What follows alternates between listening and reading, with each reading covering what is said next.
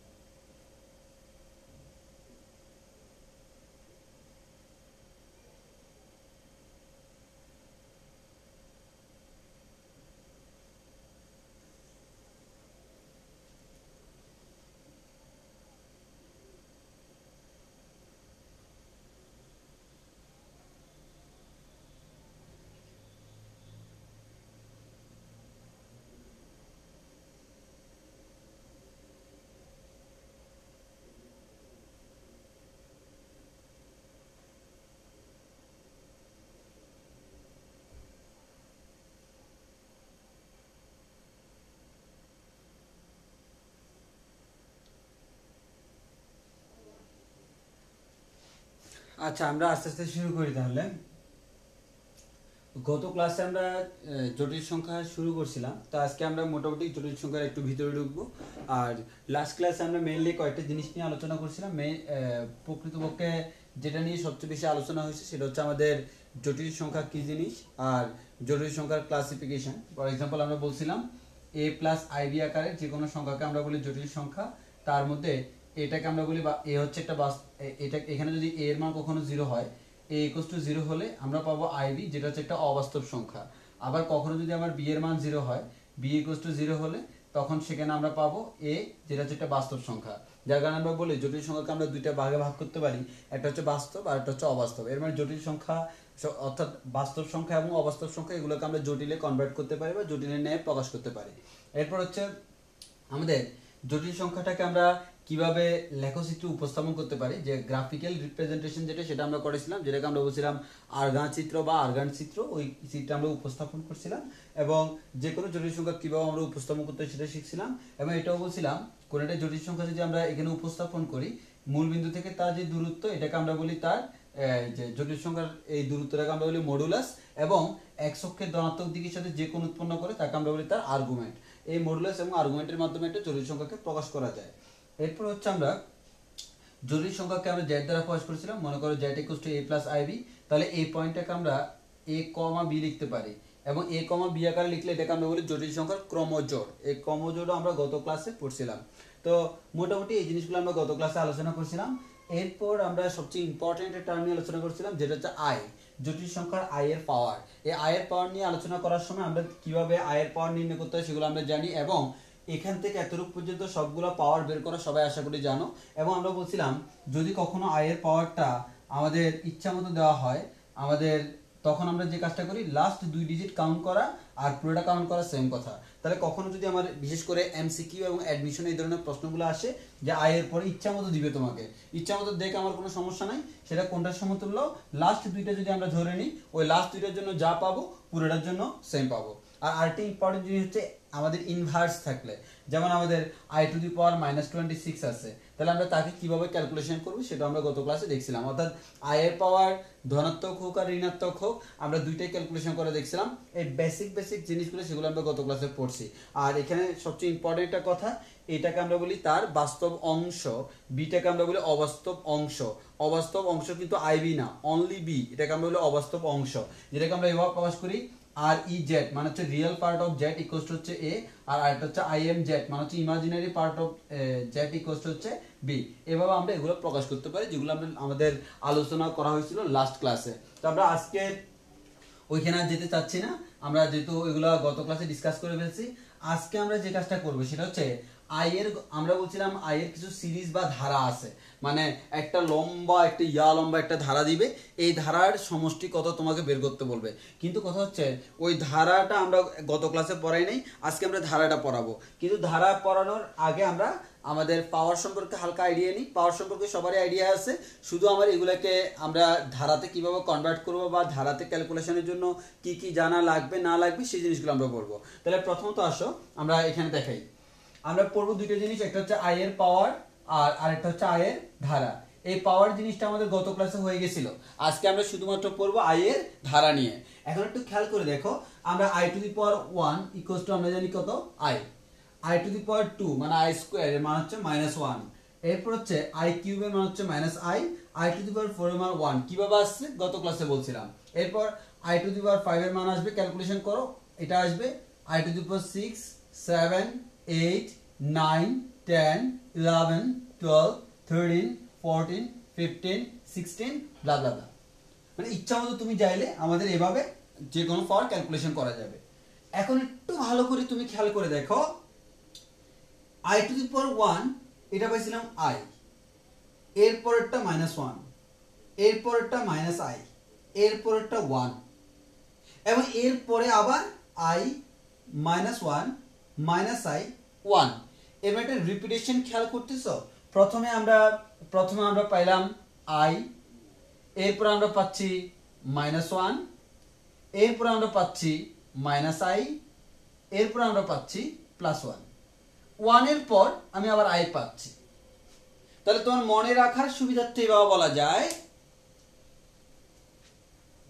1 I -1 I 1 I -1 I, এই মানগুলো আমাদের বারবার রিপিট করে দেখো।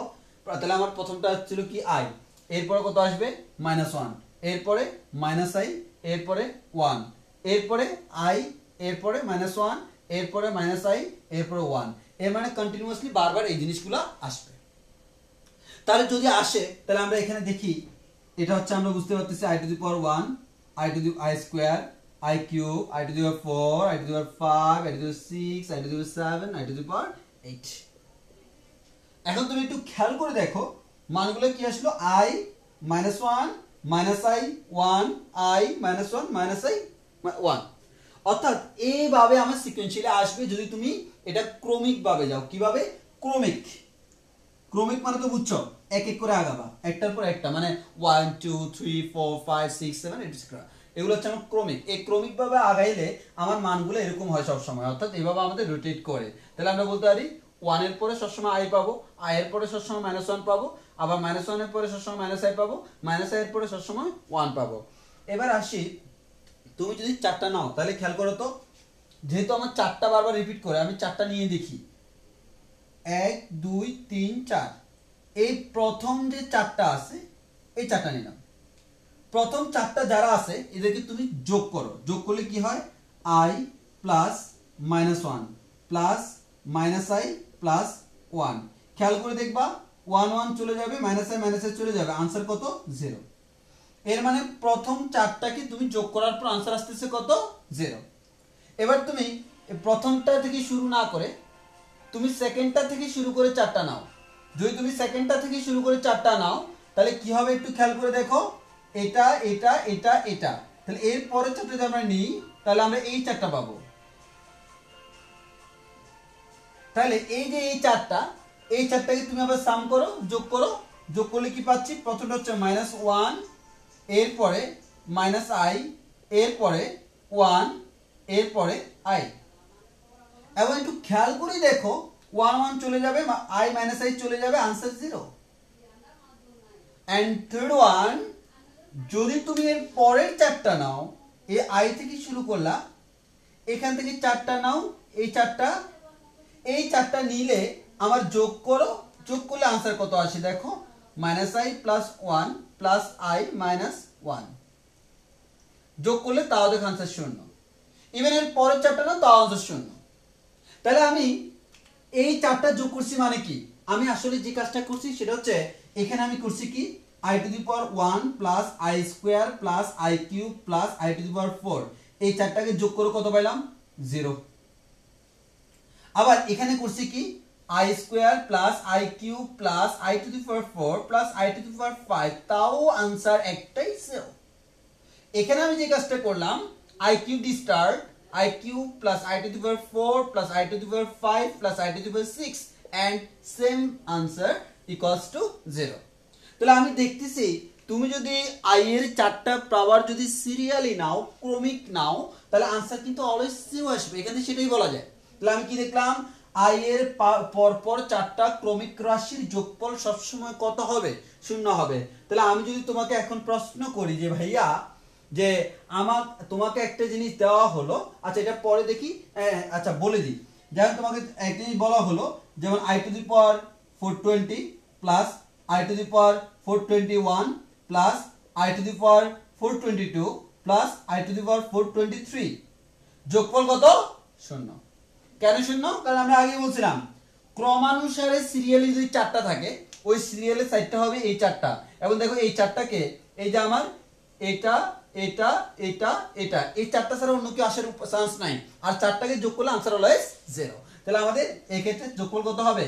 0 হবে। তাহলে আমরা বলতে পারি i এর যে ক্রমানুসারে যে কোনো চারটা রাশি তুমি নাও, আবারও বলতেছি i এর ক্রমানুসারে চারটা পাওয়ার তুমি নাও, आंसर অলওয়েজ তুমি কি পাবা? 0 পাবা। আমি আবারও বলতেছি i এর যে কোনো চারটা ক্রমিক পাওয়ারের যোগফল কত আসবে? অলওয়েজ 0। তাহলে চারটা ক্রমিক পাওয়ারের যোগফল যদি 0 আসে, i এর চারটা ক্রমিক পাওয়ারের যোগফল 0, দেন আমি একটু সামনে দিকে প্রসিড করি। তাহলে সামনের দিকে প্রসিড করলে যেটা পাবো দেখো, তাহলে আমি যোগফল পাইলাম 0। এবার দেখো আমি একটু সামনের দিকে প্রসিড করতেছি। প্রসিড করলে কি হচ্ছে? তাহলে আমরা এখানে যে জিনিসটা বললাম, আমার টার্গেট একটাই থাকবে, i এর চারটা ক্রমিক পাওয়ারের যোগফল অলওয়েজ কি হবে? 0 হবে।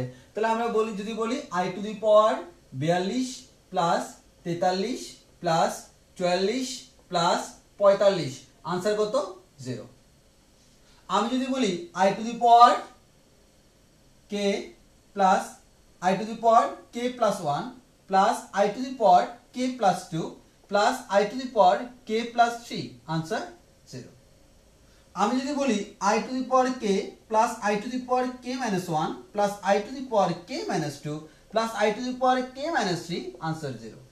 কারণ দেখো তোমার কাছে মনে হচ্ছে ভাই এখানে তো মাইনাস করছো, সমস্যা নাই তো, একটা একটা করে কমছে, মানে জিনিসটা এরকম k এর মান যদি আমার 40 হয়, তাহলে এটা 39, এটা আমার 38, এটা আমার 37, তাহলে আলটিমেটলি যোগফল 0ই তো। 36 37 38 39 40, তাহলে আমার যে কোনো ক্রমানুসারে চারটা থাকলে आंसर সবসময় কি হবে? 1 হবে। তাহলে আমাকে এই জিনিসটা মাথায় রাখতে হবে, i এর পরপর চারটা ক্রমিক পাওয়ারের যোগফল অলওয়েজ 1, অলওয়েজ 0। তাহলে আমি যদি বলি i to the power 4n plus i to the power 4n plus 1 plus i to the power 4n plus 2 plus i to the power 4n plus 3 equals to কত হবে? 0 হবে। আশা করি বুঝতে পারছো। এবার তোমাকে পরীক্ষায় দেওয়া হলো যে আমাকে প্রশ্ন আমাদের সলভ করার জন্য i to the power, suppose আমাকে দেওয়া হলো 2017 plus 2018 plus i to the power 2019। তো অনেকেই যে কাজটা করবা যে ভাই এখানে তো চারটা নাই, ওকে চারটা নাই, তাহলে চারটা না থাকলে i টু দি পাওয়ার 2017 টাকে আলাদা করে ক্যালকুলেশন করবে, 18 টাকে আলাদা করে ক্যালকুলেশন করবে, 19 টাকে আলাদা করে ক্যালকুলেশন করবে। তাহলে বলো তো ক্যালকুলেশন কয়টা করা লাগতেছে? 3টা। আমি তোমাকে একটা টেকনিক বলে দিই। আচ্ছা দেখো তো, তুমি একটা কাজ করো, i টু দি পাওয়ার 2017 2018 2019, আচ্ছা একটা 2020 থাকলে সমস্যা ছিল? উল্টা সুবিধা ছিল, তাই না? তো i টু দি পাওয়ার 2020 যোগ করে আবার বিয়োগ করে দিলাম, তাহলে কি হলো বলো তো? এই চারটা যে পাইলাম, এই চারটার যোগফল কত বলো তো? 0। এই চারটার যোগফল যদি 0 হয়, 0 minus i to the power 20 এবার তুমি আলটিমেটলি এটা ক্যালকুলেশন করলে হয়ে যাচ্ছে। তাহলে আমি যদি ক্যালকুলেশন করে কয় ডিজিট নিব? লাস্টে 2 ডিজিট, লাস্টে 2 ডিজিট 4 দ্বারা বিভাজ্য, 4 দ্বারা বিভাজ্য জন্য आंसर আসবে 1। তাহলে আমার i টু দি পাওয়ার এটার মান হচ্ছে 1, এর মানে -1, এটাই আমার आंसर। অর্থাৎ তুমি যেখানে 3টা ক্যালকুলেশন করা লাগতো, সেখানে তুমি একটা ক্যালকুলেশন করে কিন্তু আলটিমেট आंसर বের করে ফেলছো। এটাই হচ্ছে আমার সুবিধা ক্রমিকের। তাহলে আমাদের ক্রমিকের এটা একটা সুবিধা। এখন আমরা যে কাজটা করব, আমরা i এর ধারাওয়ালা একটা ম্যাথ করব, মানে আমাদের একটা বড় ধারা, এই ধারাওয়ালা ম্যাথগুলো আমাদের অনেক সময় পরীক্ষা আসে। তো যদি এরকম ধারা থাকে, এই ধারাওয়ালা ম্যাথগুলো করব কিভাবে সেই জিনিসটা আমরা দেখি। তাহলে আমি একটা ধারাওয়ালা ম্যাথ করি, যে i এর ধারা আছে এই ধরনের ম্যাথ। সবাই একটু খেয়াল করো।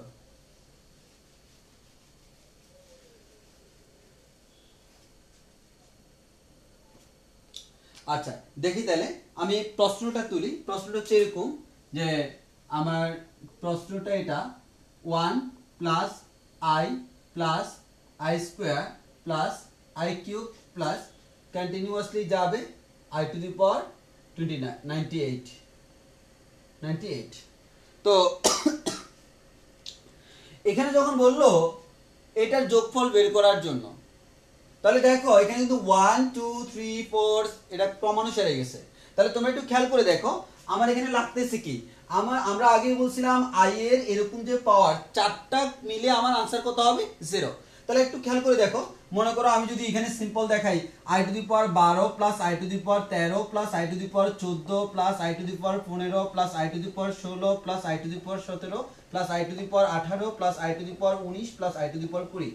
তাহলে একটু খেয়াল করে দেখো এখানে যদি আমি একটা কাজ করি, এই চারটা কিন্তু তাদের যোগফল আলটিমেটলি 0। আবার এই চারটা যদি নাও তাদের যোগফলও 0। তাহলে আলটিমেটলি আমার আনসার কি হচ্ছে 0 plus 0 plus i to the power 20। আর আমরা জানি আই টু দি পাওয়ার 20 এর মান কত, অবশ্যই 1। তাহলে আমরা বলতে পারি 0 plus 0 plus 1, that means answer হচ্ছে 1। তাহলে একটু খেয়াল করে দেখো আমার এখানে টোটাল পদ সংখ্যা ছিল 9টা, কিন্তু তার মধ্যে আমি ক্যালকুলেশন করছি অনলি একটা। এর মানে যতগুলা যদি তুমি ক্রমানুসারে চারটা নিতে পারো তাদেরকে তুমি বাদ দিয়ে দিলে কোনো সমস্যা নাই। আমি একটু চিন্তা করতাম যে ভাইয়া আমার এখানে এতগুলা আছে, আমি এই চারটাকে বাদ দিয়ে দিলাম, এই চারটাকে বাদ দিয়ে দিলাম। খেয়াল করে দেখো এদেরকে বাদ দিলে থাকে কত, আই টু দি পাওয়ার 20। ক্যালকুলেশন করো i to the power 20, answer কত আসবে 1। দেখো এটা হচ্ছে আমার আনসার। তাহলে আমরা একটা কথাই বলতে পারতেছি, আই এর ধারার ক্ষেত্রে তুমি যখন চারটা পাবা না, যে কোনো চারটাকে তুমি কি করে দিবা, বাদ দিয়ে দিবা। এর মানে 4টা 8টা 12টা 16টা অর্থাৎ 4 দ্বারা বিভাজ্য যতটা আছে ততটা আমি বাদ করে দিলেও কোনো সমস্যা নাই, তবে যোগের ক্ষেত্রে। তাহলে এক্ষেত্রে আমরা যে কাজটা করতে পারি, তাহলে আমার এরকম যদি থাকে আমরা 4 দ্বারা বিভাজ্য যতগুলো ততগুলো বাদ করে দিব। মনে করো তোমার কাছে আছে 100টা, তাহলে 100টা মানে কি আই দ্বারা বিভাজ্য 4 দ্বারা বিভাজ্য কয়টা, 100ই কিন্তু 4 দ্বারা বিভাজ্য। তাহলে সেক্ষেত্রে তুমি বলতে পারো আনসার 0। তোমার আছে 99টা, তাহলে দেখো 4 দ্বারা বিভাজ্য কয়টা, 4 দ্বারা বিভাজ্য কিন্তু 96টা। এর মানে 96টা বাদ, বাকি 3টা দিয়ে ক্যালকুলেশন করবা। আবার তুমি বলতে পারো যে ভাই আমার কাছে আছে 97টা, তাহলে 96 বিভাজ্য 96টা বাদ দাও, বাকি একটা ক্যালকুলেশন করলে টোটাল আনসারটা পেয়ে যাবা। এর মানে 4 দ্বারা বিভাজ্য যতগুলো পদ ততগুলো পদ আমাকে কাউন্ট না করলেও চলবে। এবার আসো তাহলে আমরা এখানে একটা কাজ করি। এখন আমার যে ম্যাথটা এখানে আছে বোর্ডে, ওই ম্যাথটা দেখো এখানে আমার কতগুলো পদ আছে। এখানে তুমি একটু খেয়াল করে দেখবা আমার ধারাটা কিন্তু 1 দিয়ে স্টার্ট হলো। তাহলে আমি একটা কাজ করি, এটাকে আই ওয়ালা বানাই ফেলি। কিভাবে, 1 মানে আমি লিখতে পারি i to the power 0 plus i মানে লিখতে পারি i to the power 1 plus i square plus i cube and continuously যাবে আই টু দি পাওয়ার 98 পর্যন্ত। এখন এখানে পদ সংখ্যা কয়টা দেখো, এটা কিন্তু সিরিয়ালি আছে 0 1 2 3 কন্টিনিউয়াসলি যাচ্ছে। তাহলে আমার এখানে টোটাল আমরা যে জিনিসটা বলতে পারি, যেহেতু 98 পর্যন্ত আছে 1 থেকে 98, টোটাল কয়টা পদ 98টা। এখানে কিন্তু আরো এক্সট্রা একটা আছে। এর মানে টোটাল আমার পদ সংখ্যা আমরা বলতে পারি পদ সংখ্যা ইকুয়ালস টু হচ্ছে 99। তাহলে যেহেতু 99 সংখ্যক পদ আছে, তাহলে আমরা একটা কথা বলতে পারি এখানে 96টা কিন্তু বাদ দেওয়া যায়, 96টা বাদ দেওয়া সম্ভব। তাহলে তুমি যদি 96টা বাদ দিয়ে দাও বাকি থাকবে কয়টা 3টা। তাহলে আমরা বলতে পারি রিমেইনিং 3টা। তাহলে আমার রিমেইনিং 3টা, ওই যে রিমেইনিং 3টা থাকলো ওই 3টা কিন্তু আমার দেখো এবার তুমি বাদ দিবে 96টা, এই 96টা কিন্তু সবগুলো সিরিয়ালি বাদ দিতে হবে। এবার আমার কথা হচ্ছে একটু খেয়াল করে দেখো, তুমি একটা কাজ করবা যে আমার এখানে যেমন এই যে 4টা 4টা 4টা 4টা এবার বাদ গেল, প্লাস লাস্টে আমার টোটাল খেয়াল করে দেখো টোটাল কয়টা 99টা, বাদ দিলাম কয়টা 96টা। তাহলে 96টা বাদ দিলে আরো 3টা বাকি থাকে। এর মানে লাস্টে 3টা বাকি থাকবে, কে কে, একটা হচ্ছে 98, আরেকটা এর আগেরটা, আরেকটা এর আগেরটা। এর মানে আমরা বলতে পারি 96 i to the power 96 plus i to the power 97 plus i to the power 98, এই 3টা আমার বাকি থাকবে। আবার আমরা বলতে পারি আচ্ছা তুমি সামনে থেকে 4টা 4টা না নিয়ে পিছনের থেকে 4টা 4টা নিয়ে আসলে প্রথম 3টা খালি থাকে না। তাহলে প্রথম 3টা খালি থাকলে প্রথম 3টা কে কে, এই যে 1 প্লাস আই স্কোয়ার, এই 3টা প্লাস বাকি সবগুলো মিলে কত হয়ে যাচ্ছে, বাকি সবগুলো মিলে 0। তাহলে আমরা যে কাজটা করতে পারি, এখানে দুইটা পদ্ধতি আছে। তুমি প্রথম থেকে 96টা বাদ দিলে লাস্ট তিনটা ক্যালকুলেশন করে আনসার বের করবা, অথবা প্রথম তিনটা বাকি রেখে লাস্ট 96টা তুমি বাদ দিয়ে দিবা। আমার কথা হচ্ছে সিরিয়ালি 4 এর গুণিতক যতগুলো আছে ততগুলো বাদ দাও, নো টেনশন। তুমি নিজেই চিন্তা করে দেখো এখানে দুইটার মধ্যে কোনটা সোজা। অবশ্যই সেকেন্ডটা সোজা। কেন? কারণ সেকেন্ডটা হলে ক্যালকুলেশন করা আছে, না হয় এখানে আবার তোমাকে তিনটাকে আবার ক্যালকুলেশন করতে হবে।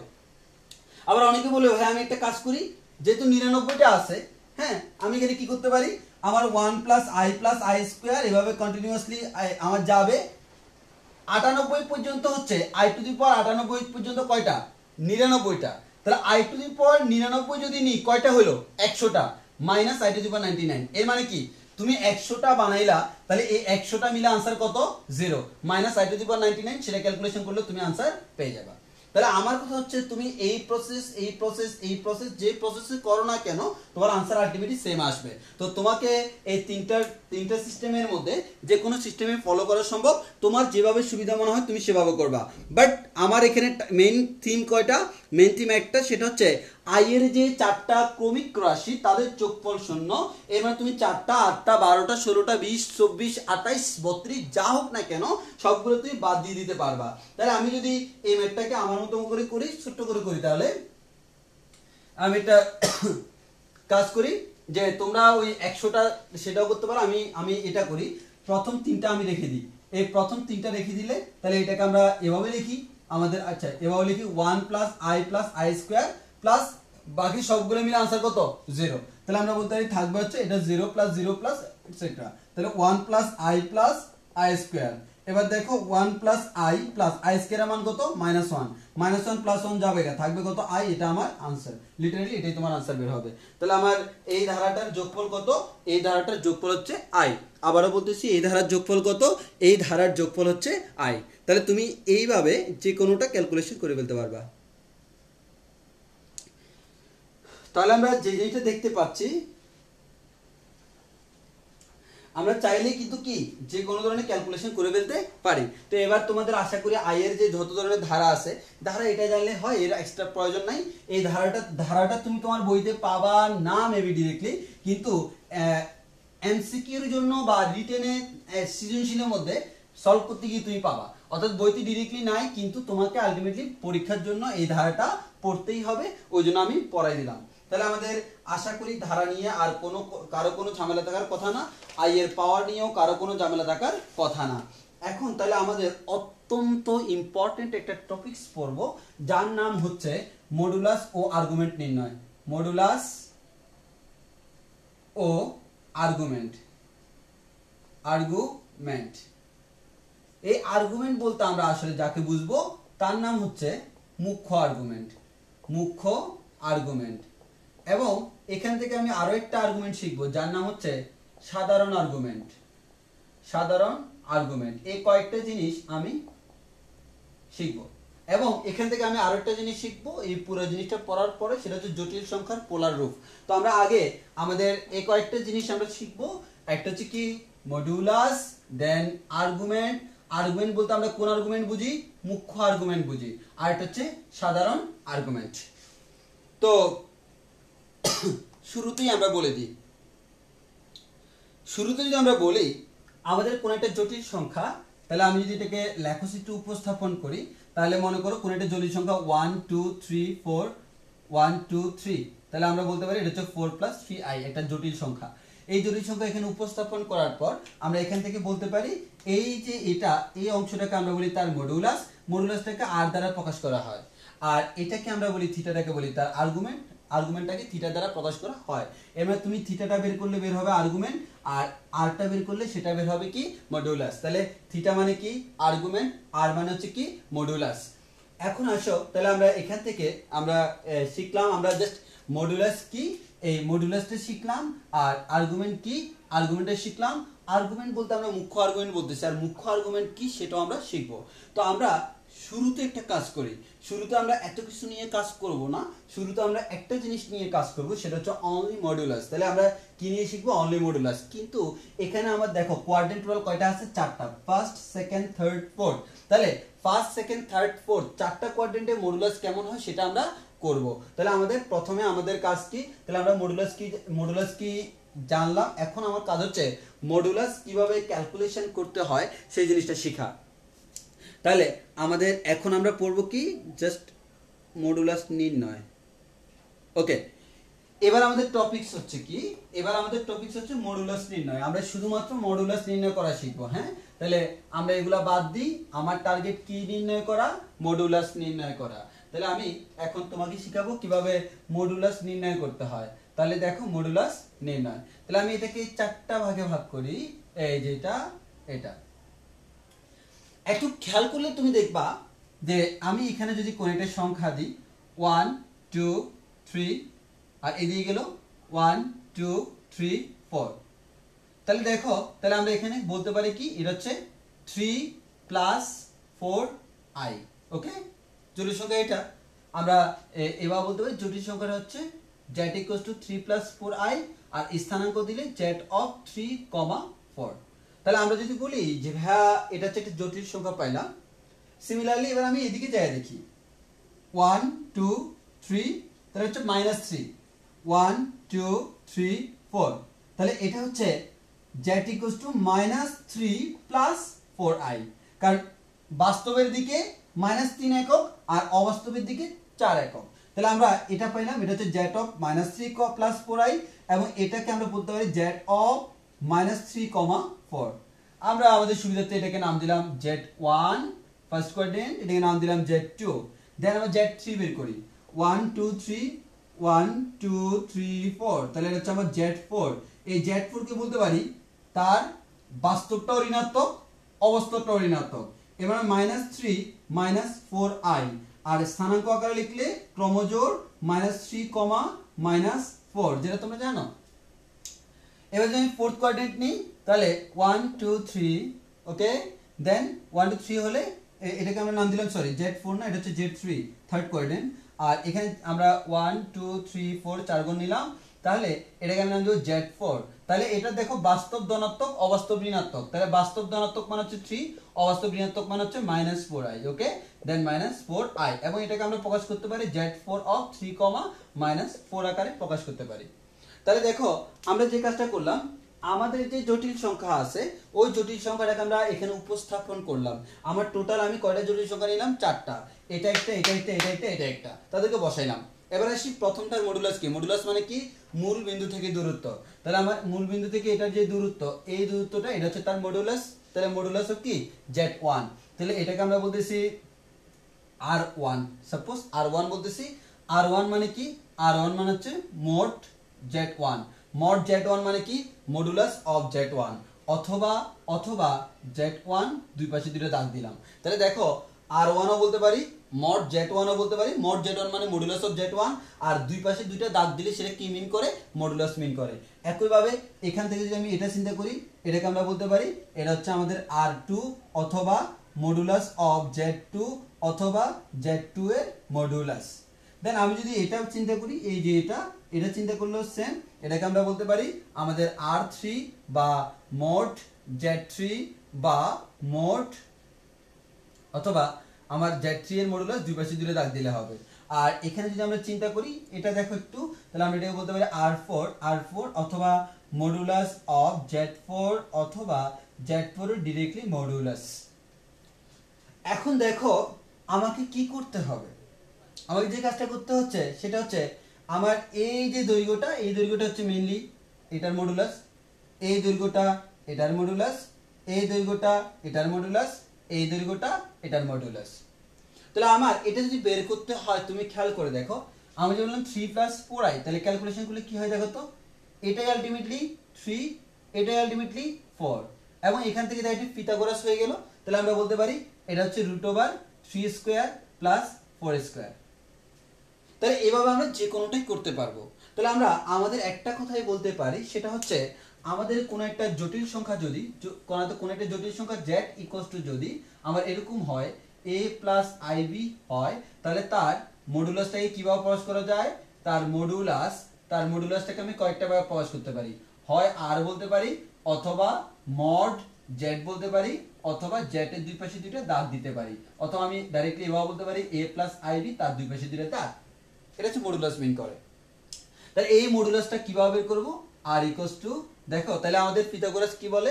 পিথাগোরাস বলে root over a square plus b square, যেটা তোমরা স্থানাঙ্ক ব্যবস্থা করে আসছো। এটা যদি a প্লাস r হইতো, এটা যদি a হইতো, এটা যদি b হইতো, এটা কি হতো? Root over a square plus b square. তাহলে আমরা বলতে পারি কোন একটা জটিল সংখ্যা z ইকুয়ালস টু যদি a প্লাস ib হয়, তাহলে তার modulus r equals to root over a square plus b square. তাহলে আমি যদি তোমাকে বলি ভাই এখন তুমি এখানে ক্যালকুলেশন করো, এখানে তাহলে এটার মডুলাস কিভাবে বের করবা? দেখো তাহলে আমরা প্রত্যেকটার মডুলাস বের করে দেখি। প্রত্যেকটার মডুলাস যদি বের করি, z1 এর মডুলাস হবে r1 equals to root over 3 square plus 4 square. Then z2 এর মডুলাস বের করলে এটা হবে r2 equals to -3 whole square plus 4 square. এখানে একটা জিনিস তোমাকে ভালোভাবে বুঝতে হবে, সেটা হচ্ছে দেখো আমার এখানে আমাদের কি করছে? Root over a square plus b square, তাহলে a এর মান 3, b এর মান 4, এখানেও root over a square plus b square. এবার বলো এখানে a এর মান কত? -3, b এর মান 4, তাহলে তোমাকে -3 হোল স্কয়ার প্লাস 4 স্কয়ার দিতে হবে। তাহলে অনেকে যে কাজটা করে এই মাইনাসটা দেয় না। আমি আবারও বলতেছি তোমার কাজ কি? তোমার কাজ এখানে মাইনাসটা দেওয়া। আবারও বলতেছি তোমরা ভুল করো এটা, এখানে মাইনাসটা দাও না। এই মাইনাসটা না দেওয়া কিন্তু ভুল, কিন্তু খেয়াল করে দেখো মাইনাসটা দিলে আনসার যা আসবে, না দিলেও সেম আনসার। তাহলে ম্যাথ করার সময় তোমার প্রসিডিউর অনুযায়ী মাইনাস দিতে হবে, বাট কেউ একজন মাইনাস না দিলেও তার সেম আনসার আসবে। সেম আনসার আসলেও তার আনসারটা ভুল। কেন? কারণ হচ্ছে সে মাঝখানে এই লাইনটা মিস্টেক করছে। তাহলে আমাকে যে কাজটা করতে হবে, তোমরা পরীক্ষায় এই জিনিসটা একটু মাথায় রাখবা যে অবশ্যই যাতে মাইনাস চিহ্ন দেওয়া হয়। তাহলে বলো এটার মডুলাস কিভাবে বের করব? তাহলে এটার মডুলাস হবে r3 ইকুয়ালস টু হচ্ছে root over -3 whole square plus -4 whole square. এবার আসো তাহলে আমাদের এটা গেল। দেন আমরা এটা যদি বলি তাহলে এটা কি হবে? আমার r4 ইকুয়ালস টু হচ্ছে আমাদের 3 square plus -4 whole square root over. তাহলে খেয়াল করে দেখো আমরা প্রথমটার মডুলাস বের করলাম, সেকেন্ড, থার্ড, ফোর্থ আমাদের চারটা কোয়াড্রেন্টে আমরা মডুলাস বের করলাম, এবং একটু খেয়াল করে দেখো সবগুলোতে আমার সেমই, যে 3 প্লাস -3 প্লাস -4i। এবার বুঝতে পারতেছো খালি চিহ্নের পরিবর্তন হয়েছে, বাকি সব ঠিক রাখছি, যার কারণে প্রত্যেকটা ক্ষেত্রে সেম আনসার আসবে। তাহলে জাস্ট কোয়াড্রেন্ট ভিন্ন, কিন্তু দূরত্ব কি? যেমন দেখো মডুলাস মানে কি? মূল বিন্দু থেকে দূরত্ব। তাহলে মূল বিন্দু থেকে এটা দূরত্ব যতটুকু, এটাও সেম, এটাও সেম, এটাও সেম, যার কারণে প্রত্যেকটা আনসার সেম আসবে। হ্যাঁ, তাহলে আমাকে এই জিনিসটা মাথায় রাখতে হবে কিভাবে মডুলাস নির্ণয় করতে হয়। এবার আমার কাজ হচ্ছে আর্গুমেন্ট নির্ণয় করা। তাহলে মডুলাস নিয়ে তেমন কারো কোনো প্রশ্ন থাকার কথা না, খুবই সোজা একটা জিনিস। এখন আমরা করব কি? আর্গুমেন্ট নির্ণয়। এবার আসো আর্গুমেন্ট যদি নির্ণয় করতে হয়, সেখানে তোমাকে কিছু প্রসিডিউর অ্যাপ্লাই করতে হবে। তাহলে আমি দেখি প্রথমে তোমাকে আর্গুমেন্ট নির্ণয় করা শিখাই। তাহলে আর্গুমেন্টটা একটু মনোযোগ দিয়ে খেয়াল করতে হবে, কারণ এখানে সবাই ভুল করে, এবং তোমাদের আর্গুমেন্টটা এখানে শিখে গেলে সেটা কিন্তু তোমার ফার্স্ট ইয়ারের সরল লেখাও কিন্তু এই ধরনের জিনিস ছিল। ওই কারণে তোমরা এই জিনিসটা একটু মাথায় রাখবা, তাহলে এক্ষেত্রে সরল লেখাও তোমাদের উপকার হবে। তাহলে দেখো আমাদের এবার হেডলাইন হচ্ছে আর্গুমেন্ট নির্ণয়। তাহলে আমরা কিভাবে আর্গুমেন্ট নির্ণয় করি সেটা একটু দেখো। আর্গুমেন্ট নির্ণয়। এবার আসো আর্গুমেন্ট নির্ণয় করার ক্ষেত্রে আমি তোমাকে বলি, আর্গুমেন্ট বলতে আমরা আগেই বলছিলাম আর্গুমেন্ট মানে কি? কোনো একটা জটিল সংখ্যা সেটা এক্স অক্ষের ধনাত্মক দিকের সাথে যে কোণ উৎপন্ন করে সেটাই তার আর্গুমেন্ট।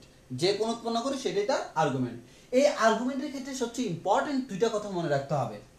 ঘড়ির কাঁটার বিপরীত দিকে যদি আমার ঘুরি, তাহলে সেই কোণটা হচ্ছে পজিটিভ, আর ঘড়ির কাঁটার দিকে ঘুরলে সেই কোণটা হচ্ছে নেগেটিভ। আমি আবার বলতেছি, ঘড়ির কাঁটার বিপরীত দিকের ঘূর্ণনটা হচ্ছে পজিটিভ, আর ঘড়ির কাঁটার দিকের ঘূর্ণনটা হচ্ছে নেগেটিভ। কেন এটা এমন হয় সেটা আমি ফার্স্ট ইয়ারে যারা ফিজিক্স পড়ছিলাম, ফিজিক্সের ভেক্টরে আমি এই আনসারটা দিছিলাম, এখন দিতে আগ্রহী না। তাহলে আমার মেইন কথা হচ্ছে ঘড়ির কাঁটার বিপরীতে ঘূর্ণনটা পজিটিভ, ঘড়ির কাঁটার দিকে ঘূর্ণনটা কি? নেগেটিভ। এখন আসো আমরা ঠিক আগের মতো সেম কাজটা করি, যে আমরা যে কাজটা করব সেটা হচ্ছে, এটা আমরা জানি এই আর্গুমেন্টটাকে এখন আমি দুইটা ভাগে ভাগ করব। হ্যাঁ, একটু ভালো করে খেয়াল করি। আর্গুমেন্টটা তোমাদের সুবিধার্থে আমি দুইটা ভাগে ভাগ করব। আর্গুমেন্ট মানে আর কিছুই না, এক্স অক্ষের ধনাত্মক দিকের সাথে যে কোণ উৎপন্ন করে সেই কোণটা হচ্ছে তার আর্গুমেন্ট। ওকে, তাহলে আমরা এদিকে নিব অ্যান্টি ক্লকওয়াইজ, অ্যান্টি ক্লকওয়াইজ অ্যাঙ্গেলটা পজিটিভ, আর এদিকে নিব ক্লকওয়াইজ, ক্লকওয়াইজ অ্যাঙ্গেলটা হচ্ছে নেগেটিভ। এবার আসো আমি এখন আর্গুমেন্ট বের করা শেখাবো তোমাদেরকে, মানে শেখাবো বলতে আর্গুমেন্টের বেসিকটা দিব, একটু খেয়াল করে দেখো। তাহলে আমি সাপোজ ধরে নিলাম আমার এখানে একটা হচ্ছে, এটা এখানে Z1, এখানে হচ্ছে Z2, এখানে হচ্ছে Z3, এখানে হচ্ছে Z4। সিমিলারলি এখানে বলবো z1, এখানে বলবো z2, এখানে বলবো z3, এখানে বলবো z4। তাহলে আমরা একটু খেয়াল করে দেখি, এখানে আমাকে যে কাজটা করতে হবে আর্গুমেন্ট বের করতে হবে। আর্গুমেন্ট মানে কি, এই যে ধনাত্মক এইটা না, সবসময় এটার সাথে উৎপন্ন কোণ, এই যে ধনাত্মক এটার সাথে উৎপন্ন কোণ। তাহলে দেখো z1, তাহলে এটা হচ্ছে আমার এটা, এই ক্ষেত্রে উৎপন্ন কোণটা এটা না, এটাকে আমরা বলতেছি θ1। আর্গুমেন্টকে আমরা θ1 দ্বারা প্রকাশ করি। তাহলে z1 এর জন্য আর্গুমেন্ট হচ্ছে θ1। কোন দিকে ঘুরলাম, এই অক্ষ থেকে এইভাবে ঘুরলাম, ওকে। এটা এবার তোমাকে যদি বলি আমার সেকেন্ডটা আর্গুমেন্ট বের করতে, এই সেকেন্ডটা এখান থেকে ওই আমরা যেহেতু বলছি অ্যান্টি ক্লকওয়াইজ ঘুরবো, অ্যান্টি ক্লকওয়াইজ এটা। তো এখন যদি বলা হয় এটা অ্যান্টি ক্লকওয়াইজ এই অ্যাঙ্গেলটা, তাহলে এই অ্যাঙ্গেলটা হচ্ছে θ2, বর্তমানে এটা θ3। আর এটা যদি বলা হয় এখান থেকে ঘুরে পুরাটা θ4। আবার এখানে দেখো যখন ক্লকওয়াইজ যাব, ক্লকওয়াইজ অ্যাঙ্গেলগুলো কিন্তু নেগেটিভ। এবার তোমাকে কিন্তু এখানে এই জিনিসটা মাথা রাখতে হবে, তোমরা সবাই যে ভুলটা করো ক্লকওয়াইজ নেগেটিভ চিহ্নটা দাও না। তো তুমি অ্যান্টি ক্লকওয়াইজ যখনই ঘুরবা তখন সামনে প্লাস চিহ্ন, আর ক্লকওয়াইজ যখনই ঘুরবা তখন সামনে মাইনাস চিহ্ন। তাহলে দেখো এটার জন্য কি হবে, এখান থেকে আমি এবার কোন দিকে ঘুরবো, ক্লকওয়াইজ। অ্যান্টি ক্লকওয়াইজ গেলে এটা হইতো, বাট ক্লকওয়াইজ গেলে এভাবে ঘুরতে হবে, এই যে এভাবে ঘুরলাম। আবার আমার এটা হচ্ছে θ1, এবার হচ্ছে θ2, তাহলে এটার জন্য হবে এই যে এটা হচ্ছে θ2। এবার হচ্ছে θ3, এই যে এটার জন্য হচ্ছে θ3। এবার হচ্ছে θ4, এটার জন্য হচ্ছে θ4। তাহলে আমি দেখতেই পারতেছি আমার argument θ1 2 3 4, θ1 2 3 4, whatever, no problem. কারণ তুমি চিন্তা করে দেখো জিনিসটা হচ্ছে এমন যে কেউ একজন আমাকে বলতেছে ভাইয়া, হ্যাঁ এটার আর্গুমেন্ট 120 ডিগ্রি, মানে θ1 হচ্ছে 120 ডিগ্রি। আবার কেউ একজন আমাকে বলল ভাইয়া এটার আর্গুমেন্ট হচ্ছে θ1 -240 ডিগ্রি। এখন আমি কোনটা নিব, আনসার কোনটা সঠিক? আমার আনসার দুইটাই সঠিক। অর্থাৎ তুমি এটাও দিতে পারবা, এটাও দিতে পারবা। এটাও আমার আর্গুমেন্ট, এটাও আমার আর্গুমেন্ট, এটাও আর্গুমেন্ট, এটাও আর্গুমেন্ট, মাথায় রাখবা। তাহলে দেখো, তাহলে আমার এখানে জিনিসটা কি, এ 120 ডিগ্রি সামনে প্লাস চিহ্ন মানে কি, ঘড়ির কাঁটার দিকে 120 ডিগ্রি ঘুরবো। অর্থাৎ ঘড়ির কাঁটার দিকে 120 ডিগ্রি ঘুরলে তুমি তাকে খুঁজে পাচ্ছ কিনা? পাচ্ছি। আর এটা মানে কি, তোমার মাইনাস চিহ্ন মানে ঘড়ির কাঁটার বিপরীত দিকে 240 ডিগ্রি ঘুরবা, এই ঘড়ির কাঁটার বিপরীত দিকে 240 ডিগ্রি ঘুরবো, তাহলে আমি এটা পেয়ে যাব। তাহলে একটা জিনিস খেয়াল করে দেখছো, আর্গুমেন্ট মানে কি বলতো, ঘূর্ণন। আর্গুমেন্ট মানে কি, ফিজিক্যাল মিনিং হচ্ছে আর্গুমেন্ট মানে হচ্ছে কি, ঘূর্ণন। আর্গুমেন্ট 120 মানে ঘড়ির কাঁটার দিকে 120 ডিগ্রি ঘুরতে হবে। আর্গুমেন্ট -240 মানে ঘড়ির কাঁটার বিপরীত দিকে 240 ডিগ্রি ঘুরতে হবে। তাহলে আমরা অলরেডি বুঝে গেলাম আর্গুমেন্ট মানে কি, এবং এটা এইভাবে আর্গুমেন্ট বের করা যায়, এভাবে আর্গুমেন্ট বের করা যায়। উত্তর হলো পরীক্ষা আমি কোনভাবে বের করব, উত্তর কোনোটাই না। কেন শিখলাম এখন দেখব। তাহলে আমি জাস্ট তোমাকে বেসিক শিখালাম, এখন কিন্তু আমি আর্গুমেন্ট বের করা শিখাই নাই, জাস্ট তোমাকে আমি আর্গুমেন্টের সাথে পরিচয় করাই দিলাম। এর মানে কি, আর্গুমেন্ট ঘড়ির কাঁটার দিকেও করা যায়, আবার ঘড়ির কাঁটার বিপরীত দিকেও করা যায়। আমার কথা হচ্ছে আমি করব কোন দিকে। হ্যাঁ, পরীক্ষায় তোমাকে আর্গুমেন্ট বলুক আর মুখ্য আর্গুমেন্ট বলুক, কথা সেম। আসলে কিন্তু কথা সেম না, এগুলো হচ্ছে আর্গুমেন্ট, মুখ্য আর্গুমেন্ট না। এখন তোমাকে বের করতে বলবো কি, মুখ্য আর্গুমেন্ট। কিন্তু এইচএসসি সিলেবাস অনুযায়ী তুমি মাথায় রাখবা, তোমাকে আর্গুমেন্ট বলা যে কথা, মুখ্য আর্গুমেন্ট বলা কি সেম কথা। মানে ইন্টারমিডিয়েটে তোমাকে, আমাদের ইন্টারমিডিয়েট লেভেলে যখন তোমাকে বলবে আর্গুমেন্ট নির্ণয় করো, তখন তুমি বুঝে নিবা মুখ্য আর্গুমেন্ট বলছে। তবে এমসিকিউর ক্ষেত্রে মাথায় রাখতে হবে যে কোনোটাই আর্গুমেন্ট হইতে পারে। আর্গুমেন্ট বললে যে কোনোটাই হইতে পারে, কিন্তু মুখ্য আর্গুমেন্ট যে কোনোটা না। এবার আসো মুখ্য আর্গুমেন্ট কোনটা। আমরা মুখ্য আর্গুমেন্টের ডেফিনেশনটা এভাবে দিব। একটা জিনিস তুমি খেয়াল করে দেখছো, এই সেম জিনিসটা এভাবেও বের করা যায়, আবার এভাবেও বের করা যায়। মানে দুইভাবেই কিন্তু একই জিনিস বের করা যায়, ধনাত্মক অথবা ঋণাত্মক দিকে। তাহলে আমি বলতে পারি যে কোনো একটা কোণ যে কোনো দিক থেকে বের করা যায়। তাহলে আমি বলবো মুখ্য আর্গুমেন্ট বলতে বোঝায় যেদিকে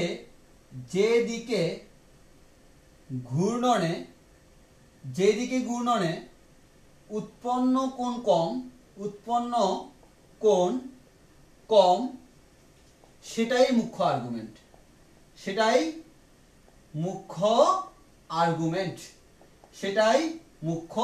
আর্গুমেন্ট। আবারও কইতেছি, যেদিক থেকে ঘূর্ণনে উৎপন্ন কোণ কম সেটাই হচ্ছে কি মুখ্য আর্গুমেন্ট। এবার আমি যদি বলি তোমাকে একটা একটা করা শুরু করি। প্রথমত আসি আমার Z1 এ দেখো তো, এদিক থেকে কোণ হচ্ছে এটা আর এদিক থেকে কোণ হচ্ছে এটা। তুমি চিন্তা করে দেখো, এই কোণ আর এই কোণ কোনটা ছোট? অবশ্যই ঘড়ির কাঁটার বিপরীত দিকেরটা ছোট, তাই না? তাহলে আমাকে কি করতে হবে? ঘড়ির কাঁটার বিপরীত দিকেরটা নিতে হবে। ঘড়ির কাঁটার দিকেরটা নেওয়া যাবে না। এর মানে আমরা বলতে পারি আমার এটা মুখ্য আর্গুমেন্টের পর্যায়ে পড়ে না, ওই কারণে এটা বাদ। তাহলে আমি দেখলাম এটা বাদ, তাহলে ফার্স্ট কোয়াড্রেন্ট আমি এখান থেকে নিচ্ছি। এবার আমার সেকেন্ড কোয়াড্রেন্ট যাও। সেকেন্ড কোয়াড্রেন্টে দেখো, ওই আবার আগের মতো কাহিনী, তোমার এটাকে এই দিক থেকে হিসাব করা আর এদিক থেকে হিসাব করা, কোন দিক থেকে ছোট? অবশ্যই অ্যান্টি ক্লকওয়াইজটা ছোট। তাহলে অ্যান্টি ক্লকওয়াইজ নিব, ক্লকওয়াইজ নিব না। এবার আসো থার্ডটা। এই থার্ড যখন যাবা, বলো তো কোন দিক থেকে ছোট? অবশ্যই আমার উল্টা দিক থেকে ঘুরলে ছোট, ঘড়ি কাঁটার দিকে ঘুরলে ছোট, কিন্তু ঘড়ি কাঁটার বিপরীত দিকে ঘুরলে বড়। তাহলে আমি এবার আর ঘড়ি কাঁটার দিকে ঘুরবো না। আমি যে কাজটা করব, মিরাজ হ্যালো, হ্যাঁ আমি ক্লাসে পরে কল দিই। হ্যাঁ, ওকে। আচ্ছা, তাহলে একটু খেয়াল করে দেখো, আমার এক্ষেত্রে যে জিনিসটা সেটা হচ্ছে, এবার তোমাকে ঘুরতে হবে কোন দিকে? এবার থার্ড যখন তোমাকে এবার আর ঘড়ির কাঁটার বিপরীত দিকে ঘুরলে হচ্ছে না, ঘড়ির কাঁটার দিকেই ঘুরতে হচ্ছে। তাহলে আমি ঘড়ির কাঁটার বিপরীত দিকে ঘুরবো না, ঘড়ির কাঁটার দিকেই ঘুরবো। তাহলে থার্ডটার জন্য ঘড়ির কাঁটার বিপরীত দিকটা বাদ। এবার 4 নাম্বারটা দেখো, যদি ফোর্থ কোয়াড্রেন্ট হয় কোন দিক থেকে ঘুরে সোজা? অবশ্যই ঘড়ি কাঁটার বিপরীত দিকে, ঘড়ি কাঁটার দিকে, ঘড়ি কাঁটার বিপরীত দিকেরটা বড়। তাহলে আমি সেক্ষেত্রে এটা নিব না, এটা নিব। তাহলে একটা জিনিস তুমি খেয়াল করলে দেখবা, first quadrant, second quadrant, third, fourth, আমরা 4টা নিলাম। তো তার মধ্যে খেয়াল করে দেখো, তোমাকে যখন বলবো মুখ্য আর্গুমেন্ট, আমার তখন দেখা যাচ্ছে ফার্স্ট কোয়াড্রেন্টে নিতে হবে এভাবে, সেকেন্ড কোয়াড্রেন্টে নিতে হবে এভাবে, থার্ড কোয়াড্রেন্টে নিতে হবে এভাবে, ফোর্থ কোয়াড্রেন্টে নিতে হবে এভাবে।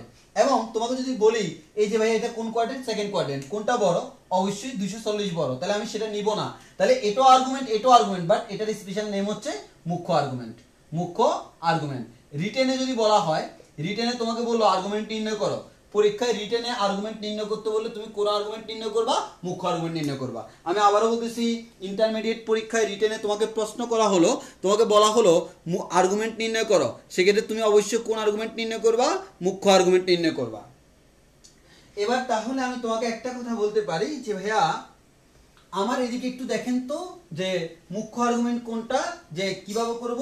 তাহলে আমি এখানে তোমাকে সিম্পল হইতে বলে দিতে পারি, ভাইয়া এই যে এটা, তার ফার্স্ট কোয়াড্রেন্টে হলে তুমি ঘুরবা অ্যান্টি ক্লকওয়াইজ, সেকেন্ড কোয়াড্রেন্টে হলে তুমি ঘুরবা অ্যান্টি ক্লকওয়াইজ, থার্ড কোয়াড্রেন্ট হলে তুমি ঘুরবা ক্লকওয়াইজ, ফোর্থ কোয়াড্রেন্ট হলে তুমি ঘুরবা ক্লকওয়াইজ। তাহলে এই ক্ষেত্রে যেটা পাবা, এই ক্ষেত্রে এই 4টা কেস, মানে তোমাকে ফার্স্ট কোয়াড্রেন্টে অ্যান্টি ক্লকওয়াইজ, সেকেন্ড কোয়াড্রেন্টে অ্যান্টি ক্লকওয়াইজ, থার্ড কোয়াড্রেন্টে ক্লকওয়াইজ, ফোর্থ কোয়াড্রেন্টে ক্লকওয়াইজ, এটাকে আমরা বলি মুখ্য আর্গুমেন্ট। এটা হচ্ছে মুখ্য আর্গুমেন্ট। আর মুখ্য আর্গুমেন্টটা নরমাল আর্গুমেন্ট সাধারণত সেম, তবে এক্স্যাক্টলি সেম না। পরীক্ষায় রিটেনে যখন আসবে তখন মুখ্য আর্গুমেন্ট বলা যে কথা, সাধারণ আর্গুমেন্ট বলো সেম কথা। মুখ্য আর্গুমেন্ট, সাধারণ আর্গুমেন্ট না, আর্গুমেন্ট আর মুখ্য আর্গুমেন্ট সেম ধরে নিই আমরা। এখন তুমি একটু খেয়াল করে দেখো, মুখ্য আর্গুমেন্ট আমরা জেনে গেলাম। এবার মুখ্য আর্গুমেন্টের একটা পরীক্ষায় প্রশ্ন আসে, মুখ্য আর্গুমেন্টের রেঞ্জ কত বা পাল্লা কত? মুখ্য আর্গুমেন্টের রেঞ্জ বা কি পাল্লা? তাহলে আমি যদি বলি, দেখো আর্গুমেন্ট, মুখ্য আর্গুমেন্ট চিন্তা করো, এখানে থাকলে আর্গুমেন্ট কত? 0, এখানে থাকলে আর্গুমেন্ট মনে করো 20 ডিগ্রি, 40 ডিগ্রি, 60, 80, 90, 100, 120, 30, 40, 50, 60, 70, 80। তাহলে 0 ডিগ্রি দিয়ে শুরু করে বাড়তে বাড়তে বাড়তে বাড়তে কত পর্যন্ত হয়েছিল? 180 ডিগ্রি। এবার এখানে কি আর অ্যান্টি ক্লকওয়াইজ খাটবে না? এদিক থেকে আমি এদিকে গেছিলাম, তাই না? ওকে, তাহলে অ্যান্টি ক্লকওয়াইজ এখানে আর খাটে না। এবার এসে ক্লকওয়াইজ। এর মানে অ্যান্টি ক্লকওয়াইজ যখন ঘুরবো আমার 0 ডিগ্রি থেকে শুরু করে 180 ডিগ্রি পর্যন্ত হওয়া সম্ভব। ক্লকওয়াইজ যখন ঘুরবো এটা তো 0, এটা দিয়ে আমার কোনো টানাটানি নেই, প্লাস মাইনাস সেম কথা। এখানে যাও -10, -20, -30, -40, -50, -60, -70, -80, -90, -100, 120, 130, 150, 160, 170, 180, সরি 170, 180, -180। তাহলে এটা হচ্ছে 0 থেকে শুরু করে -180 ডিগ্রি, তাই না? কিন্তু প্রশ্ন হলো এখন আমার এই পয়েন্টে থাকলে ও বলতেছে 180, ও বলতেছে -180, এখন আমি কাকে বেশি ভালোবাসি? অবশ্যই আমার ধনাত্মকটা। এখন অনেকে বলে ভাই কেন ঋণাত্মকটা না, দুটো তো সেম সেম। হ্যাঁ, দুইটা সেম সেম। যখন দুইটা সেম সেম হয় তুমি কোনটা প্রেফার করবা? যেটা ইন জেনারেল ইউজ হয়। আর ইন জেনারেল আমরা কোনটা ইউজ করি? ধনাত্মকটা। ওই জন্য আমরা বলি কখনো -180 হওয়া সম্ভব না। এই অক্ষে থাকলে সেটা হয় +180। তাহলে +180 হয়, তো -180 পর্যন্ত না, তার আগে পর্যন্ত। তার কি আগে পর্যন্ত। আর 180 বলা যে কথা, পাই বলা সেম কথা। তাহলে আমি দেখতেছি নেগেটিভ, তাহলে এটা 0 থেকে নেগেটিভ দিকে -π পর্যন্ত যায়, আর পজিটিভ দিকে +π পর্যন্ত যায়। এক কথায় বলতে পারি মুখ্য আর্গুমেন্ট যদি থিটা হয় সেটা -π থেকে শুরু করে +π পর্যন্ত, এই -π থেকে শুরু করে +π পর্যন্ত তার রেঞ্জ। কিন্তু -π হইতে না পারলেও +π হইতে পারে। তাহলে আমি অলরেডি জেনে গেলাম এটা হচ্ছে আমার কোন আর্গুমেন্ট? মুখ্য আর্গুমেন্টের রেঞ্জ বা পাল্লা। আবার বলতেছি মুখ্য আর্গুমেন্টের রেঞ্জ বা পাল্লা আমি পড়াই ফেললাম যে এভাবে আমরা মুখ্য আর্গুমেন্টের রেঞ্জ বা পাল্লাটা বলতে পারি। তাহলে আমাদের মুখ্য আর্গুমেন্টের রেঞ্জ বা পাল্লা এমসিকিউর জন্য মুখস্থ করে ফেলতে হবে কত? -π থেকে শুরু করে +π পর্যন্ত। -π নিব না, +π অবশ্যই নিব, কারণ এই π জিনিসটা π আর -π এর মধ্যে অনেকে কনফিউজড হয়ে যায়। আমরা +π নিব, মুখ্য আর্গুমেন্টে কখনো -π নেওয়া যায় না। এবার আসি, অনেক কিছুই তো জানলাম, যে এতক্ষণ পর্যন্ত আমরা খালি রুলস জানলাম, মুখ্য আর্গুমেন্ট কোনটা, কোনটা মুখ্য আর্গুমেন্ট নয়, কিভাবে নির্ণয় করতে হয়। কিন্তু আসলে একটা জিনিস, আসল জিনিসটা আমরা এখনো পড়ি নাই, সেটা হচ্ছে পরীক্ষায় আসলে মুখ্য আর্গুমেন্ট বের করার জন্য আমরা করবটা কি। আমরা কি করব সেটা আমরা একটু সামনের দিকে প্রসিড করে বলতে পারবো। এখন আসো একটা জিনিস আমরা বোঝানোর ট্রাই করি। হ্যাঁ, এখন হচ্ছে পুরো বেসিকের মধ্যে আসছি। দেখো এখন হচ্ছে আমার মনে করো এটা হচ্ছে আমার এদিকে মনে করো এ, এদিকে মনে করো বি, তাহলে এটাকে বলতে পারতেছি a প্লাস ib।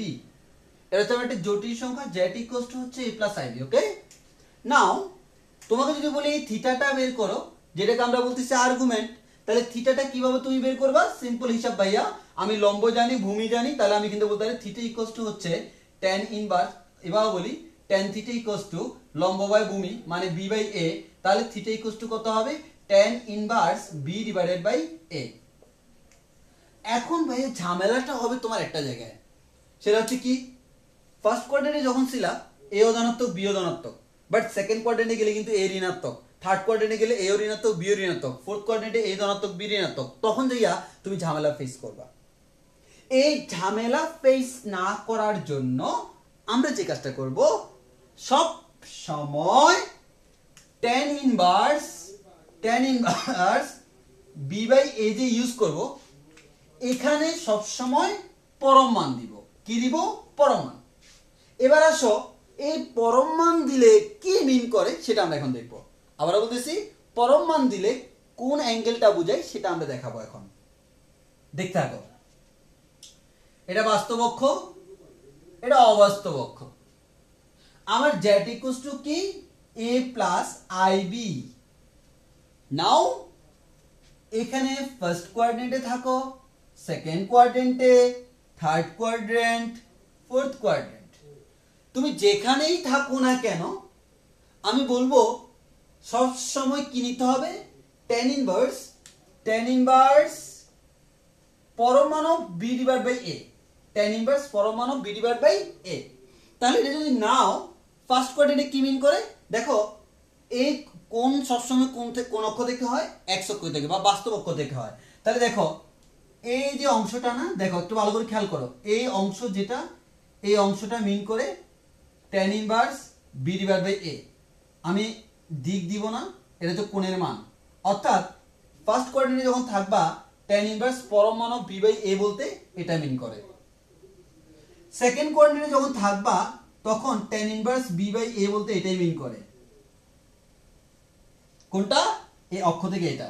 আর তুমি আমাকে প্রশ্ন করতে পারবে কেন, কারণ তুমি দেখো না সেকেন্ড কোয়াড্রেন্ট যদি তুমি নাও, হ্যাঁ নীলা, তাহলে এখানে যদি তুমি চিন্তা করো এই ত্রিভুজটা, হ্যাঁ এই ত্রিভুজে খেয়াল করো, এটা হচ্ছে a, এটা হচ্ছে b, তাহলে এটা আলটিমেটলি কিন্তু a এর মান কিন্তু নেগেটিভ। তাহলে তুমি যখন tan inverse b by a করবা, দেখো তুমি সিম্পল এখানে এই ত্রিভুজের মধ্যে এটাকে ধনাত্মক আর এটাকে ধনাত্মক ধরে চিন্তা করো, মানে এটাও ধনাত্মক এটাও ধনাত্মক। যদি দুইটাই আমার ধনাত্মক হয়, তাহলে তুমি চিন্তা করে দেখো এই ত্রিভুজের লম্ববায় ভূমি দিলে নিশ্চয় থিটা এটা আসবে না, অবশ্যই এটা আসবে। সেম ভাবে যে কোনো ত্রিভুজের ক্ষেত্রে, ওই কারণে আমি তোমাকে একবার সরাসরি বিষয়, যেহেতু ফার্স্ট ইয়ারেও বলছিলাম এগুলা, আমি এখন আর বলতে চাচ্ছি না, আমি জাস্ট তোমাকে সিনাই দিই কোনটা tan inverse b by a। Third কোয়াড্রেন্টে গেলে এই অংশটা হচ্ছে tan inverse b by a এর পরমান। এবার পরমান যেহেতু ইউজ করতেছো, তোমার b আর a ধনাত্মক যখন তোমার কোনো ফ্যাক্ট না। আর ফোর্থ কোয়াড্রেন্ট যখন করবা, এটাই হচ্ছে tan inverse b divide by a এর পরমান। এর মানে অলওয়েজ তোমার বাস্তব অক্ষ থেকে এই কোণটা, বাস্তব অক্ষ থেকে ছোট কোণটা, বাস্তব অক্ষ থেকে ছোট কোণটা, বাস্তব অক্ষ থেকে ছোট কোণটা, এগুলোই হচ্ছে tan inverse b divided by a এর মান। এখানে তুমি কোনো ডিরেকশন ফলো করে নাই, এখানে শুধুমাত্র এতটুকু অ্যাঙ্গেলের মানটা কত সেটা আমি করছি, আমি কিন্তু কোনো ডিরেকশন ফলো করি না। আবার বলতেছি আমি কোনো ডিরেকশন ফলো করি নাই, উইথাউট ফলোইং এনি ডিরেকশন আমি এইখানে শুধুমাত্র ভ্যালুগুলো কাউন্ট করছি। এবার আসি, যেহেতু আমি অলরেডি জেনে গেছি what is the meaning of tan inverse পরমাণব b বাই a, দেন আমি এখান থেকে যে কাজটা করতে পারবো, মুখ্য আর্গুমেন্টগুলো বের করতে পারবো। এবার আসি, আমার টার্গেট হবে মুখ্য আর্গুমেন্ট নির্ণয়। তাহলে অলরেডি এটা যেহেতু বুঝছি, এবার দেখো আমি করি মুখ্য আর্গুমেন্ট নির্ণয়। তাহলে দেখি একটু সামনের দিকে প্রসিড করি।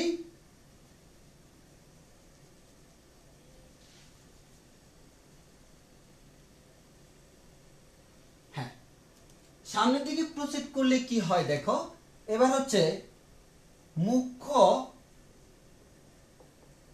আর্গুমেন্ট নির্ণয়। ওকে, কিভাবে করতেছি দেখো, আমি যদি বলি এটা আমার ফার্স্ট কোয়াড্রেন্ট, এটা আমার সেকেন্ড কোয়াড্রেন্ট, আমি ধরে নিলাম আমার জেডটা হচ্ছে z equals to a plus ib। Okay, third quadrant, fourth quadrant, আমি চোখ বন্ধ করে আগে লিখে ফেলবো tan inverse b by a এর পরমান, tan inverse b by a এর পরমান, tan inverse b by a এর পরমান, tan inverse b by a এর পরমান। এবার আমি তোমাকে বলবো এটা দ্বারা কি মিন করে, এতটুকু কোণ, এটা দ্বারা কি মিন করে, এতটুকু কোণ, এটা দ্বারা কি মিন করে, এতটুকু কোণ, মানে কোণের মানটা, জাস্ট মানটা, ভ্যালুটা, এটা অলওয়েজ পজিটিভ আসবে। এটা দ্বারা কি মিন করে, এতটুকু কোণটা। এখন আসি মুখ্য আর্গুমেন্ট। মুখ্য আর্গুমেন্টে ফার্স্ট আর সেকেন্ড কোয়াড্রেন্টে কোন দিকে ঘুরতে হয়, অ্যান্টি ক্লকওয়াইজ, অ্যান্টি ক্লকওয়াইজ। ওকে, তাহলে অ্যান্টি ক্লকওয়াইজ ঘুরো। এখানে দেখা যাবে আমি যদি বলি মুখ্য আর্গুমেন্ট কতটুকু, এখান থেকে জাস্ট এতটুকু, তাই না, এখান থেকে এতটুকু, এটাই মুখ্য আর্গুমেন্ট, আর এটাই কিন্তু সেটা, তাই না। তাহলে আমরা বলতে পারি থিটা ইকুয়ালস টু হচ্ছে tan ইনভার্স এটা। তাহলে অলরেডি আমার মুখ্য আর্গুমেন্ট পেয়ে গেলাম, theta equals to tan inverse b by a। কোন দিকে ঘুরলাম, ঘড়ির কাঁটার বিপরীত দিকে, ধনাত্মক না ঋণাত্মক, ধনাত্মক, এভাবে বসলো। এবার আসলে পরেরটা, হ্যাঁ পরেরটা যদি তুমি চিন্তা করে দেখো, আমাকে যদি প্রশ্ন করো ভাই কতটুকু মুখ্য আর্গুমেন্ট, এই যে এখান থেকে শুরু করে এতটুকু আমার মুখ্য আর্গুমেন্ট, তাই না? ওকে, তাহলে এখান থেকে শুরু করে এতটুকু আমার মুখ্য আর্গুমেন্ট, বাট আমি যেটা বের করলাম সেটা কতটুকু, সেটা হচ্ছে এই ছোট্ট অংশটুকু, তাই না? তাহলে বলো তো এই পুরা জিনিসটা এখান থেকে এতটুকু কত বলো তো, এই পুরোটা কত বলো তো, 180/5। তাহলে আমার লাগবে এটা, এই যে এতটুকু, এটা আমার থিটা বা মুখ্য আর্গুমেন্ট। তাহলে বলো তো এই থিটা কিভাবে বের করবো, পুরোটা 180, তার থেকে এই ছোট্ট অংশটা বাদ দিয়ে দিলে এটা পেয়ে যাবো, আর এই ছোট্ট অংশটা হচ্ছে এটা। তাহলে আমার 180 পাই থেকে এটা বাদ দিয়ে দিব, এটা হচ্ছে আমার মুখ্য আর্গুমেন্ট থিটা। ওকে, এবারে থার্ড কোয়াড্রেন্ট। থার্ড কোয়াড্রেন্টে যদি আমি তোমাকে প্রশ্ন করি কোন দিকে রোটেট করবা, অবশ্যই আমার ক্লকওয়াইজ রোটেট, আমাকে অবশ্যই ক্লকওয়াইজ রোটেট করতে হবে, নেগেটিভ, অবশ্যই ক্লকওয়াইজ রোটেট করতে হবে নেগেটিভ, কারণ মুখ্য আর্গুমেন্ট। আর দেখো তুমি এখানে যদি বলি কতটুকু মুখ্য আর্গুমেন্ট, দেখো এখান থেকে শুরু করে এই যে এতটুকু আমি ক্লকওয়াইজ এতটুকু রোটেট করলাম। তাহলে তুমি যে এটা পাইলে, এটা মানে কি, এটা মানে এই ছোট্ট অংশটুকু।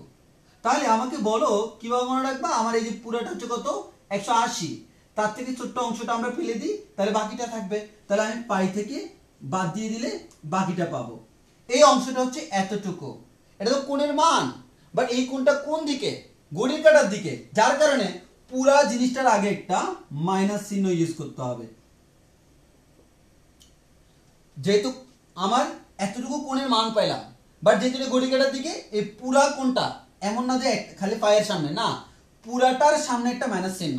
তাহলে আমার এটা হচ্ছে এই কোয়াড্রেন্টে, চাইলে এভাবে লিখতে পারো, মাইনাসটার ভিতরে ঢুকালে minus pi minus minus plus tan inverse b divide by a এর পরম মান। Okay, last one. আমাকে এখান থেকে যদি প্রশ্ন করা হয় কোনটা আমার মুখ্য আর্গুমেন্ট, এই যে এখান থেকে এতটুকু পাইছি, কোনটা সেটাই পাইছি, কিন্তু আমার এটা কোন দিকে, ঘড়ির কাঁটার বিপরীত, ঘড়ির কাঁটার দিকে, ক্লকওয়াইজ, দ্যাট মিন্স সামনে একটা মাইনাস চিহ্ন আসবে, এটা হচ্ছে থিটার মান।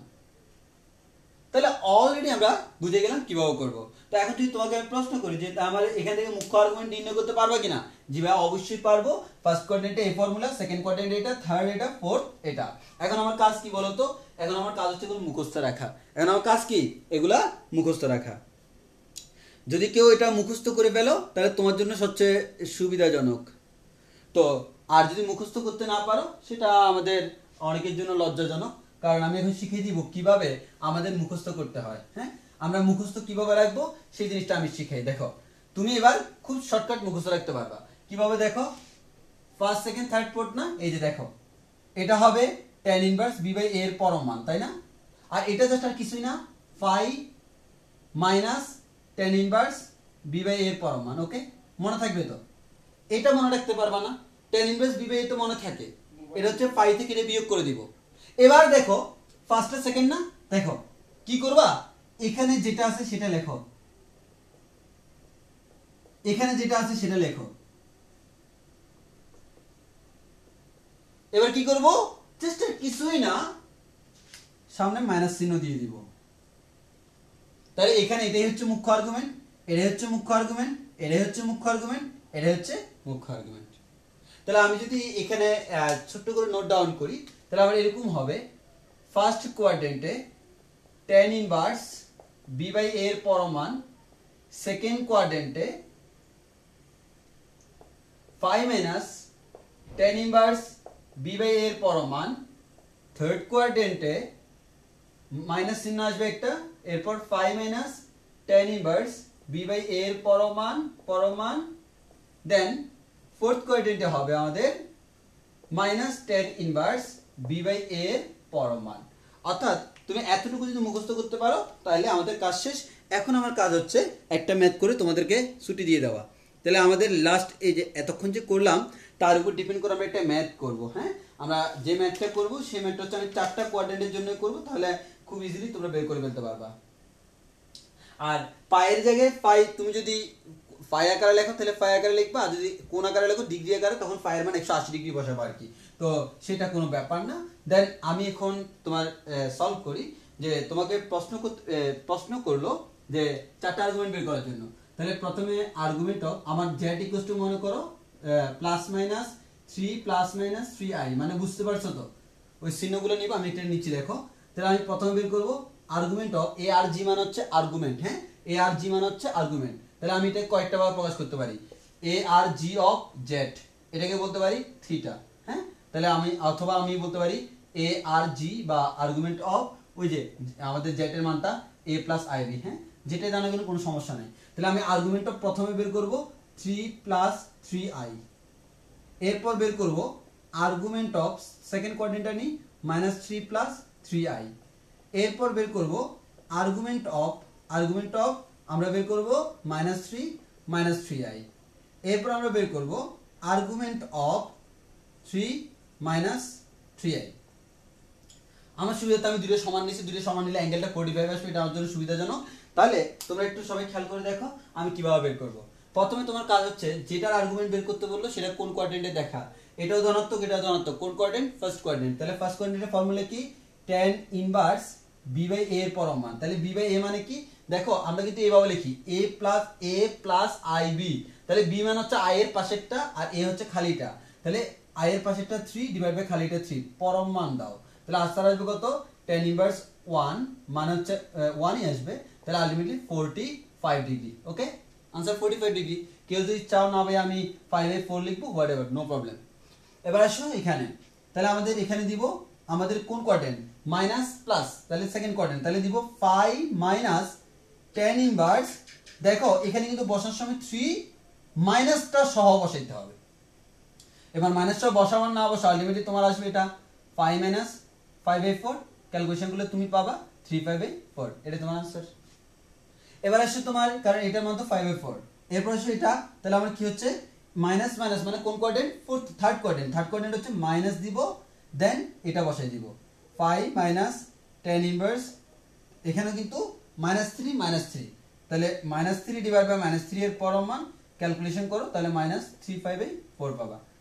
এবার আসো লাস্টটা, ফোর্থ কোয়াড্রেন্ট, দেখে বোঝাচ্ছে ফোর্থ কোয়াড্রেন্ট। তাহলে আমাদের tan ইনভার্স আমাদের পরম মান অফ -3 ডিভাইড বাই 3, এর মানে -45 ডিগ্রি।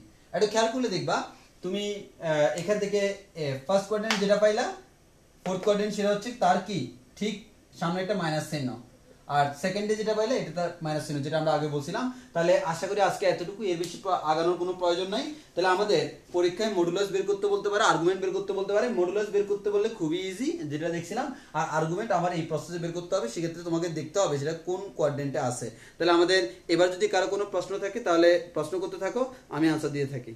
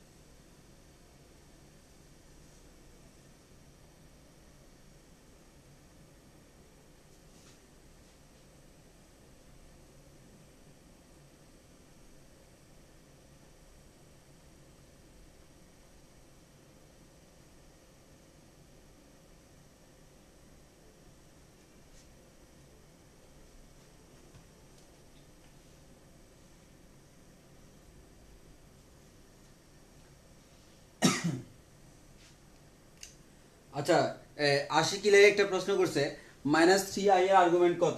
দেখো আমি তোমাদের একটা প্রসেস বলে দিই, আমি এটা পরে বলতাম, বাট যেহেতু প্রশ্ন করছো বলে দিই। -3i এর আর্গুমেন্ট তোমাকে জিজ্ঞেস করছে, আশিক ইলাই এর প্রশ্ন -3i। আচ্ছা কোন একটা জটিল সংখ্যা সেটা কিভাবে থাকে বলো তো? আমরা জানি যে আমাদের কোন একটা জটিল সংখ্যা সেটা a প্লাস ib আকারে থাকে। তাহলে আমি এটাকে লিখবো 0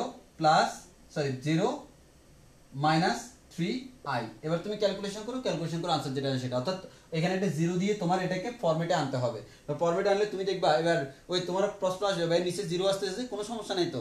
নিচে 0 আসা i এর কতর জন্য? 90 এর জন্য। মানে সেক্ষেত্রে 10 সেটা 10 যেটা আসে সামথিং বাই 0 সেটা আমার 90 আসবে, তো 90 ডিগ্রি তুমি করে ফেলতে পারবা। আর তুমি সিম্পল এখান থেকে বলতেই পারতেছো মাইনাস 3i কোথায় আছে। দেখো মাইনাস 3i হচ্ছে এখানে নিচের দিকে 1 2 3। তাহলে দেখো তো এটা কত ডিগ্রি কোণে আছে? অবশ্যই মাইনাস 90 ডিগ্রি কোণে। তাহলে আমরা এখানে দেখে দেখে বলে দিতে পারি এটা আর্গুমেন্ট হচ্ছে মাইনাস 90 ডিগ্রি। তাও তুমি ক্যালকুলেশন করে বের করতে পারবা মাইনাস 90 ডিগ্রি।